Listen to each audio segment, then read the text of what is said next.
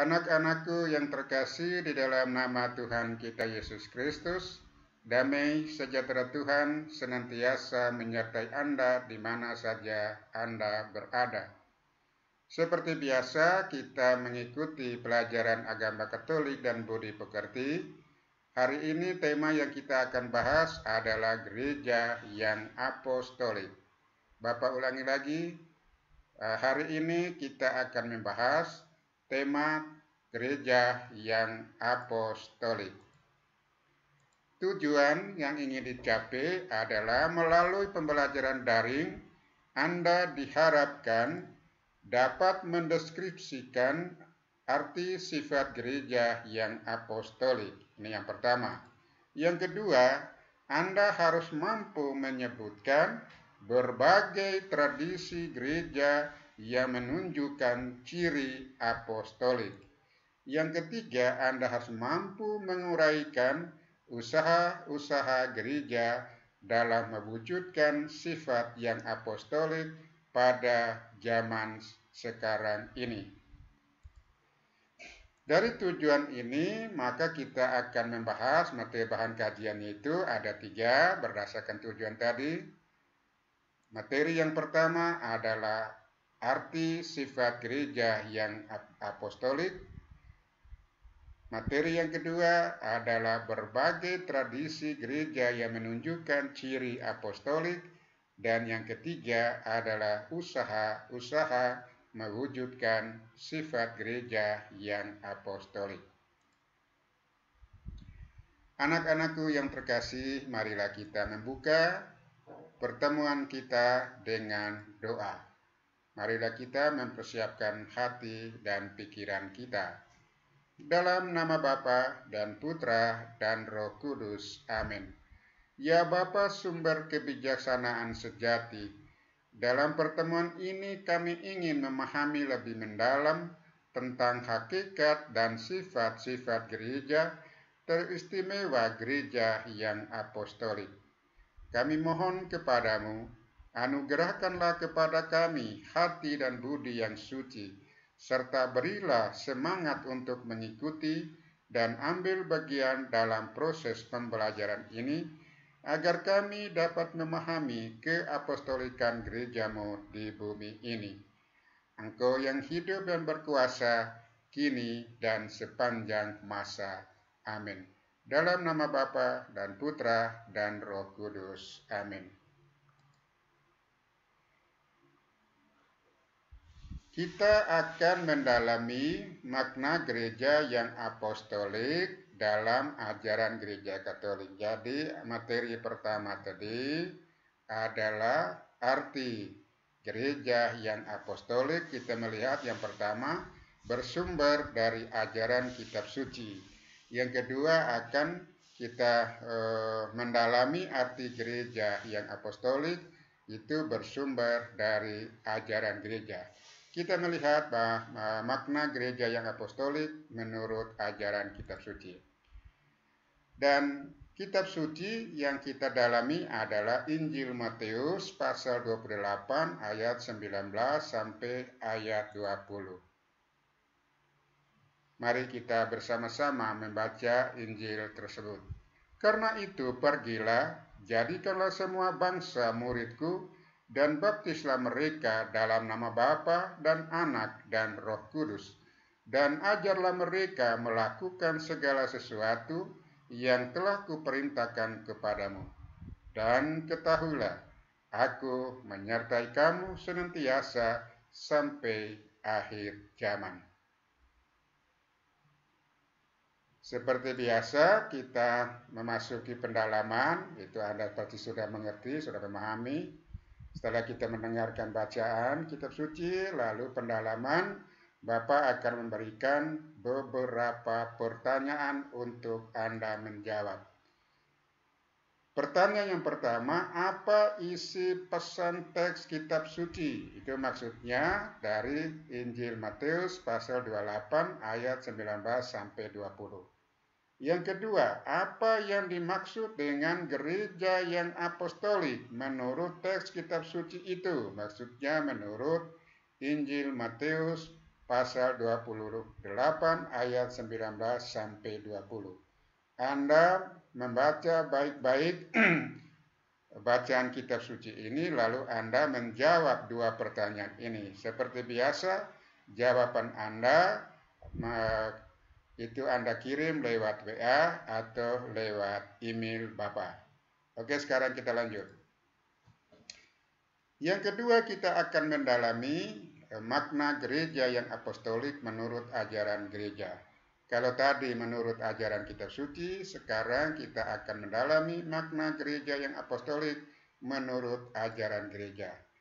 Nah, untuk mendalami itu kita merujuk pada dokumen gereja, yaitu Lumen Gentium artikel 23. Nah, jadi Bapak ulangi lagi, kita akan merujuk pada dokumen gereja Lumen Gentium artikel 23. Ini bacaannya. Mari kita baca pelan-pelan karena ini rumusannya agak berat ya. Jadi kita pelan-pelan baca berulang kali supaya kita bisa mengerti. Uskup setempat dan gereja universal, persatuan kolegial tampak juga dalam hubungan timbal balik antara masing-masing uskup dan gereja-gereja khusus serta gereja semesta. Nah, Bapak ulangi lagi, uskup setempat dan gereja universal, persatuan kolegial, dan nampak juga dalam hubungan timbal balik antara masing-masing uskup dan gereja-gereja khusus serta gereja semesta. Yang berikutnya, Imam Agung di Roma. Nah, Imam Agung di Roma sebagai pengganti Petrus menjadi asas dan dasar yang kekal dan kelihatan bagi kesatuan para uskup maupun segenap kaum beriman. Sedangkan masing-masing uskup menjadi asas dan dasar kelihatan bagi kesatuan dalam gereja khususnya yang terbentuk menurut citra gereja semesta. Gereja Katolik yang satu dan tunggal berbeda dalam gereja-gereja khusus dan terhimpun daripadanya. Maka dari itu, masing-masing uskup mewakili gerejanya sendiri, sedangkan semua uskup bersama paus mewakili seluruh gereja dalam ikatan damai, cinta kasih, dan kesatuan. Masing-masing uskup yang mengetuai gereja khusus menjalankan kepemimpinan pastoral terhadap umat Allah yang dipercayakan kepadanya, bukan terhadap gereja-gereja lain atau gereja semesta. Tetapi sebagai anggota Dewan para Uskup dan pengganti para rasul yang sah, mereka masing-masing atas penetapan dan perintah Kristus wajib menaruh perhatian terhadap seluruh gereja. Meskipun perhatian itu tidak diwujudkan dalam tindakan menurut wewenang hukumnya, namun sangat bermanfaat bagi seluruh gereja. Sebab semua uskup wajib memajukan dan melindungi kesatuan iman dan tata tertib yang berlaku umum bagi segenap gereja, mendidik umat beriman untuk mencintai seluruh tubuh Kristus yang mistik, terutama para anggotanya yang miskin serta bersedih hati, dan mereka yang menanggung penganiayaan demi kebenaran, akhirnya memajukan segala kegiatan yang umum bagi seluruh gereja, terutama agar supaya iman berkembang dan cahaya kebenaran yang penuh terbit bagi semua orang. Memang sudah pastilah bahwa bila mereka membimbing dengan baik gereja mereka sendiri sebagai bagian gereja semesta, mereka memberi sumbangan yang nyata bagi kesejahteraan seluruh tubuh mistik yang merupakan badan gereja-gereja itu. Penyelenggara pewartaan Injil di seluruh dunia merupakan kewajiban badan para gembala yang kesemuanya bersama-sama menerima perintah Kristus dan dengan demikian juga mendapat tugas bersama seperti yang telah ditegaskan oleh Paus Kolestinus kepada para bapa konsili di Efesus.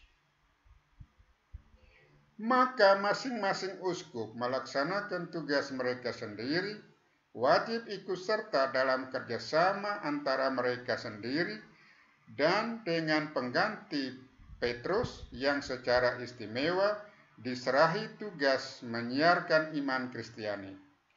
Untuk daerah-daerah misi sedapat mungkin, mereka wajib menyediakan pekerja-pekerja panenan maupun bantuan-bantuan rohani dan jasmani bukan hanya langsung dari mereka sendiri, melainkan juga dengan membangkitkan semangat kerjasama yang berkobar di antara umat beriman.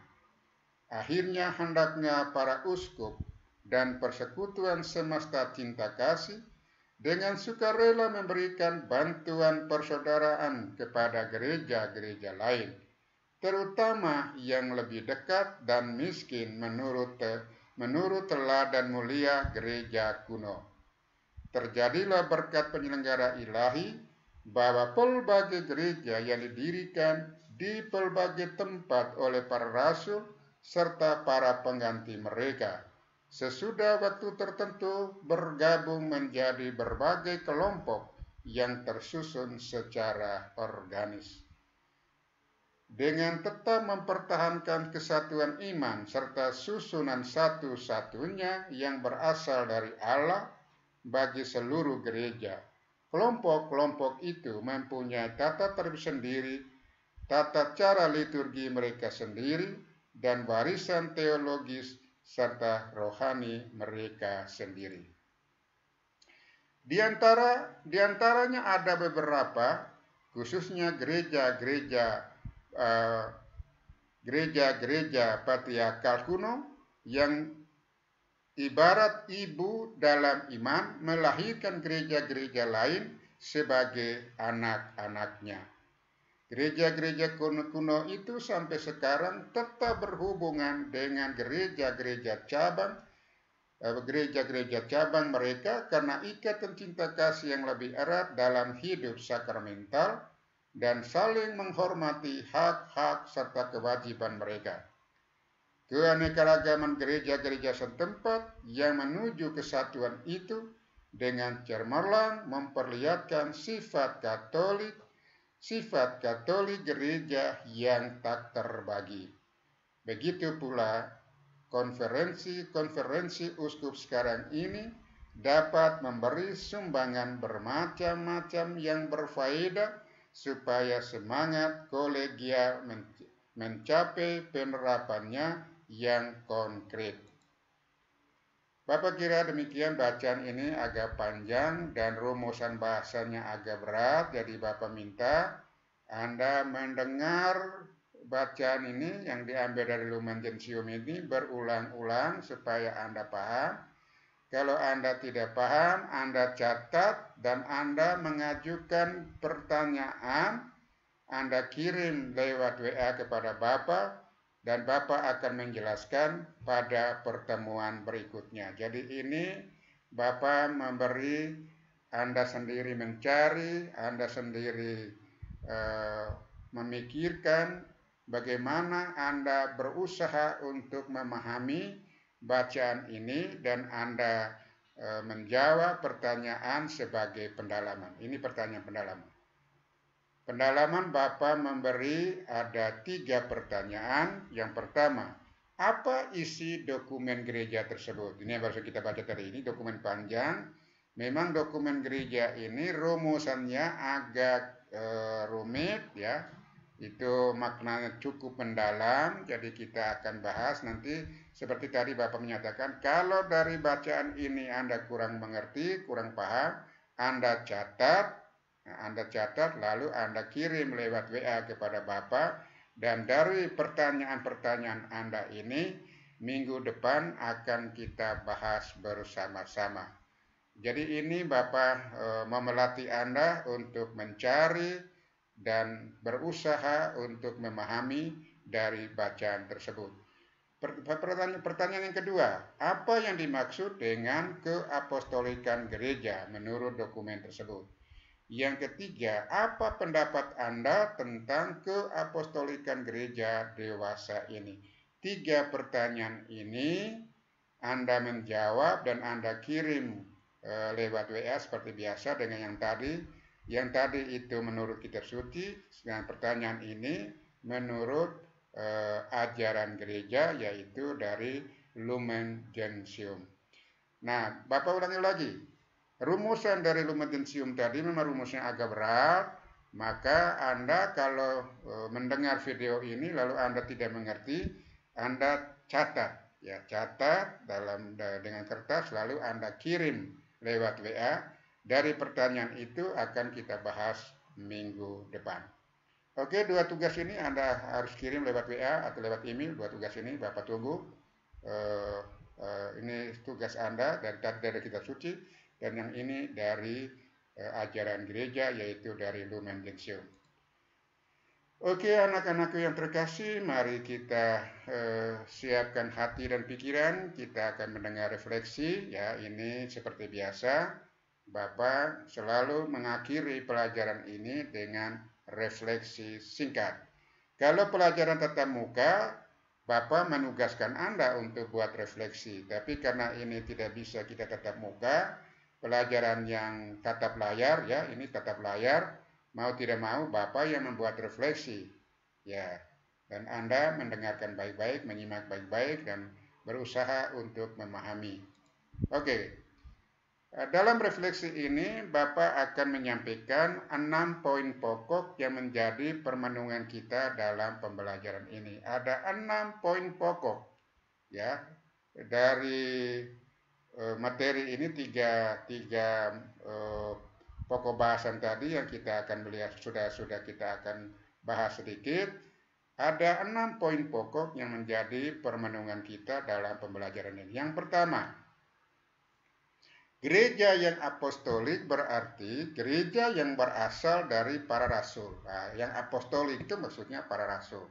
Gereja yang berasal dari para rasul dan tetap berpegang teguh pada kesaksian iman mereka, kesaksian iman para rasul, yang mengalami secara dekat peristiwa Yesus.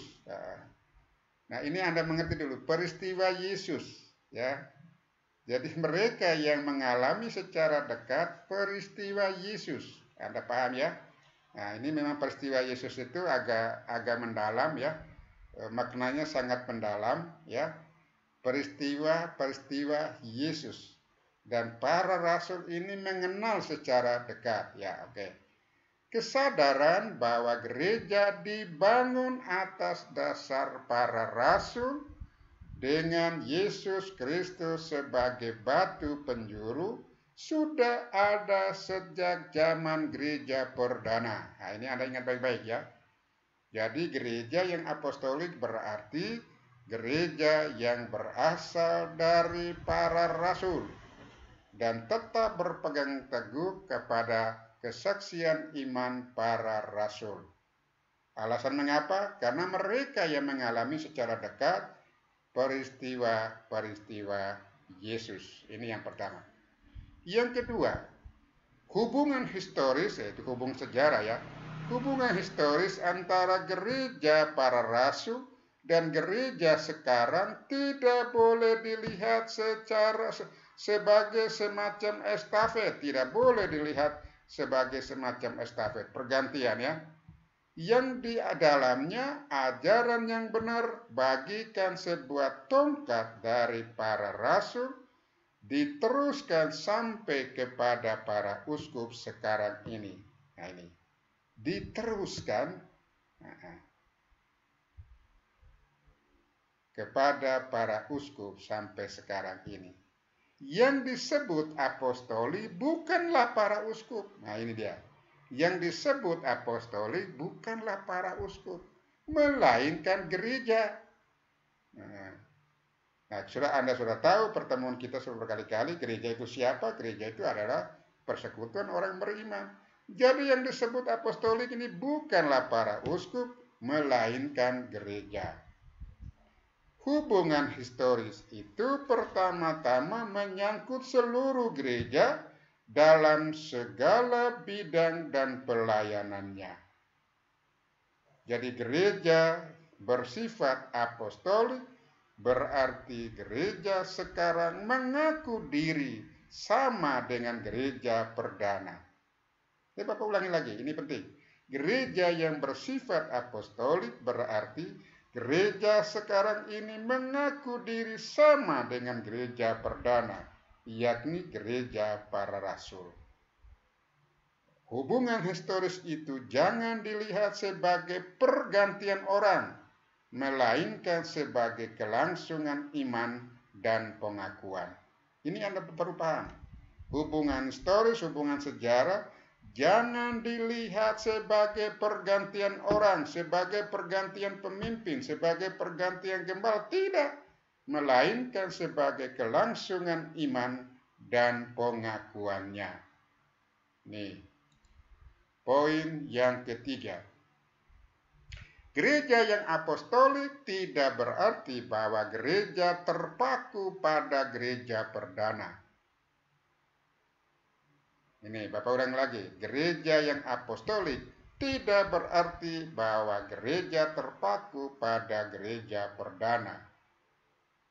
Gereja tetap berkembang di bawah bimbingan Roh Kudus dan tetap berpegang pada gereja para rasul sebagai norma imannya. Hidup gereja tidak boleh bersifat rutin, tetapi harus dinamis. Ini Anda mengerti dulu. Bapak ulangi lagi poin yang ketiga, ini penting. Gereja yang apostolik tidak berarti bahwa gereja terpaku pada gereja perdana. Gereja tetap berkembang di bawah bimbingan Roh Kudus dan tetap berpegang pada gereja para rasul sebagai norma imannya. Maka hidup gereja tidak boleh bersifat rutin, tetapi harus bersifat dinamis. Itu poin yang kelima. Poin yang keempat.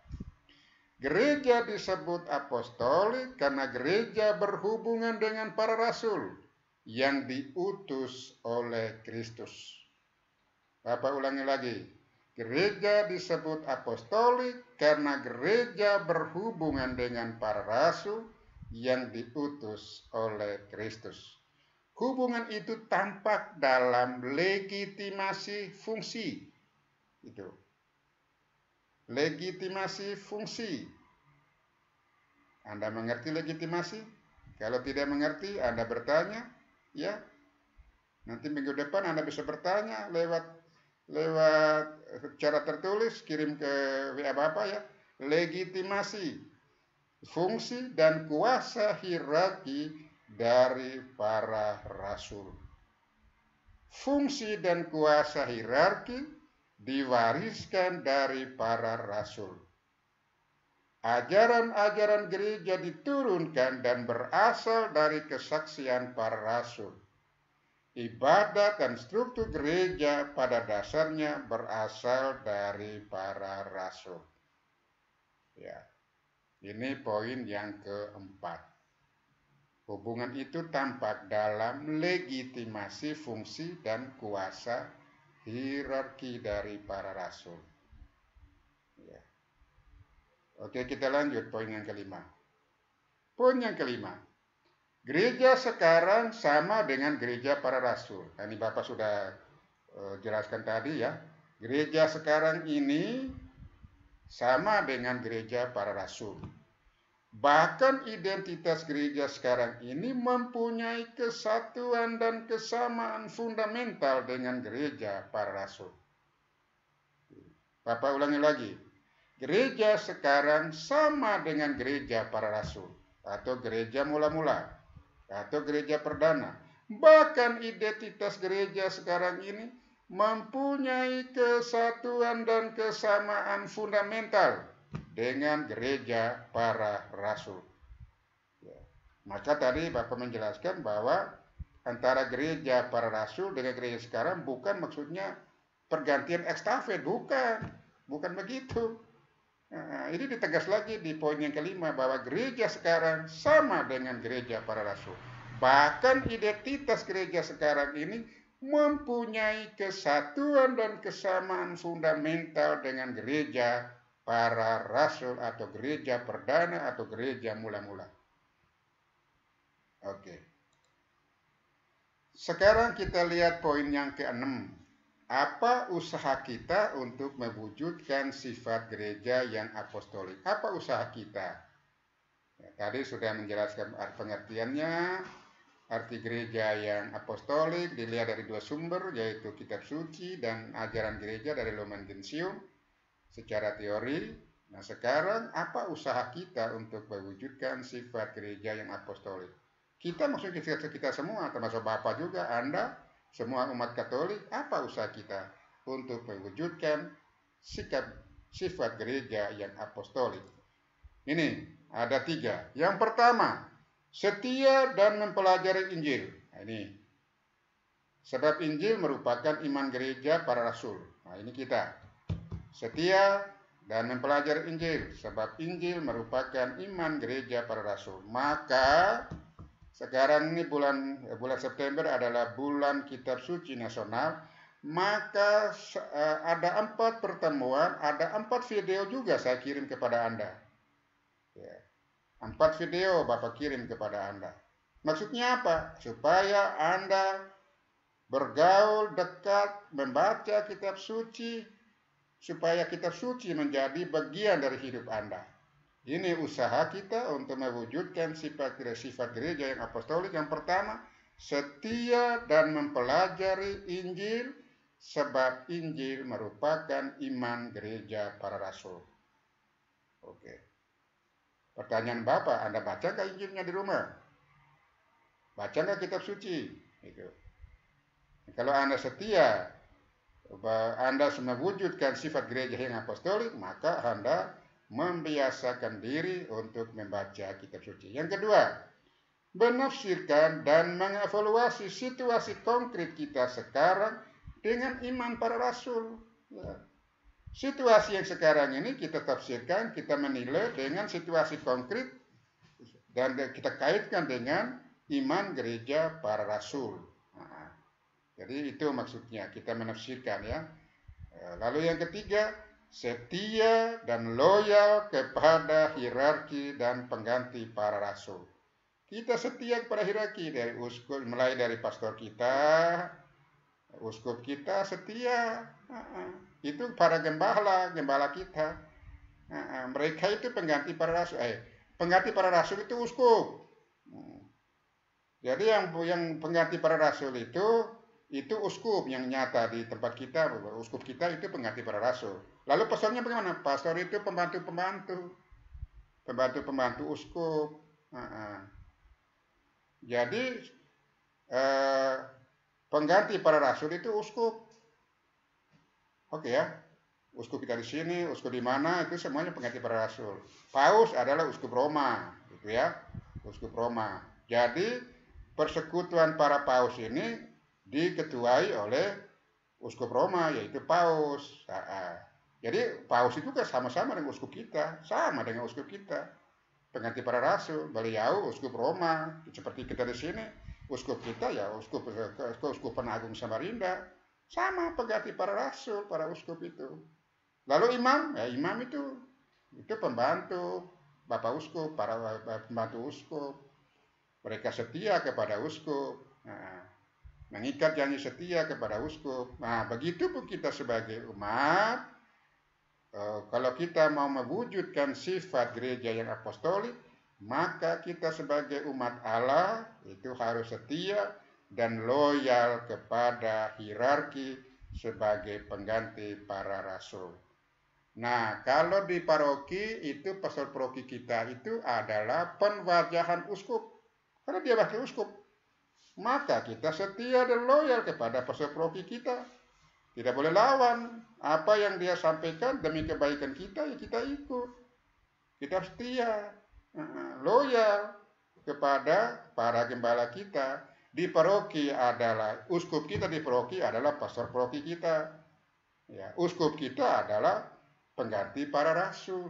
Jadi itu, Bapak ulangi lagi ya, usaha kita untuk mewujudkan sifat gereja yang apostolik ada 3. 1, setia dan mempelajari Injil. Sebab Injil merupakan iman gereja para rasul. Itu yang pertama. Yang sederhananya memang harus sering baca kitab suci lah.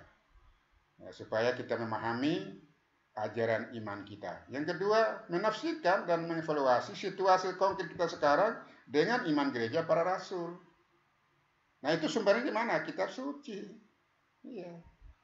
Yang ketiga, setia dan loyal kepada hierarki sebagai pengganti para uskup. Nah, kita setia kepada para gembala kita. Itu. Kepada pastor paroki kita, pada uskup kita. Ya. Nah, Bapak ini sebagai katekis ya, memang kami harus setia kepada uskup. Harus setia. Kalau uskup tugas apa, tidak keberatan, menjalankan karena setia. Mau mewujudkan sifat gereja yang apostolik. Nah, sebagai katekis setia kepada uskup, sebagai guru agama setia kepada uskup. Nah, Bapak ini bisa mengajar di mana-mana karena uskup yang menugaskan. Uskup yang memberi hak untuk kita, untuk kami mengajar. Nah, itu untuk kami namanya missio canonica. Itu uskup yang memberi kuasa mengajar. Nah, kalau uskup tidak memberi, nggak boleh kami ngajar. Seperti Bapak sekarang mengajar Anda, itu adalah diberi tugas untuk mengajar oleh uskup. Karena yang hak mengajar itu adalah uskup sebagai pengganti para rasul. Jadi ini ya, Anda perhatikan baik-baik ya. Jadi Anda sebagai kaum muda memang harus setia dan loyal kepada hierarki sebagai pengganti para uskup. Jadi saya Bapak ulang lagi, kalau di paroki kita harus loyal setia kepada pastor paroki kita. Lalu ketemu uskup itu para gembala kita sebagai pengganti para rasul. Nah, ini ada usaha kita ada 3. Oke. Bapak kira demikian untuk pertemuan kita ya. Kita tutup dengan doa, kita siapatin untuk kita tutup dengan doa. Marilah kita berdoa. Dalam nama Bapa dan Putra dan Roh Kudus. Amin. Terima kasih ya Bapa atas penyertaan-Mu dalam pertemuan kami ini. Kini kami telah memahami rencana penyelamatanmu untuk seluruh umat manusia melalui gereja. Juga penyelamat-Mu atas kami yang berpangkal pada tradisi para rasul. Kami mohon ya Bapa, jadikanlah kami pewarta-pewarta kabar sukacita di tengah-tengah masyarakat kami, agar setiap orang menemukan kebahagiaan sejati baik di dunia ini maupun dalam kemuliaan kekal nanti. Demi Kristus, Tuhan dan pengantara kami. Amin. Dalam nama Bapa dan Putra dan Roh Kudus. Amin. Anak-anak yang terkasih dalam Kristus, demikianlah pertemuan kita pada saat ini. Bapa memberi nasihat kepada Anda, jagalah kesehatan, jaga jarak, pakai masker kemana-mana ya. Jangan keluar kalau memang tidak penting ya. Jaga kesehatan Anda. Damai sejahtera Tuhan selalu menyertai kita. Tuhan memberkati.